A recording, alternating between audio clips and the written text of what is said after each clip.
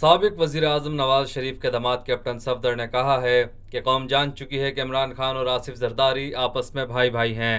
GIT के सरबराह वाजिद जिया को empire ने गलत जगह पर फील्डिंग करवा दी है, इनसे अब फील्डिंग संभाली नहीं जा रही।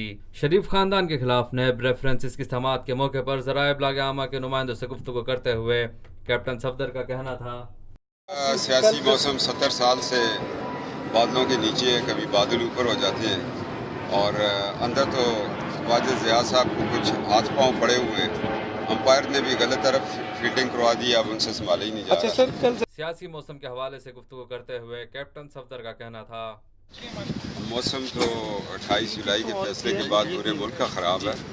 तो लाहौर में रात को बड़ी आंधी तूफ़ान बारिश हुई, मैं रात को गांव में था। 15 तारीख मियाँ साहब का जलसा है, उसकी तैयारी में। इमरान खान और आसिफ जरदारी पर तनकीद करते हुए लीगी रहनुमा का कहना था, इमरान से जंग होगी हमारे बारे में उनको पता है, कई दफ़ा वो जंगें कर चुके हैं। लाहौर के जलसे के बाद उनका जंग का मूड नहीं है, मगर वो जो भी कहें कौम जान चुकी है, इमरान जरदारी बाई बाई। उन्होंने यह है खबर का जहां और आप देख रहे हैं TNN TV।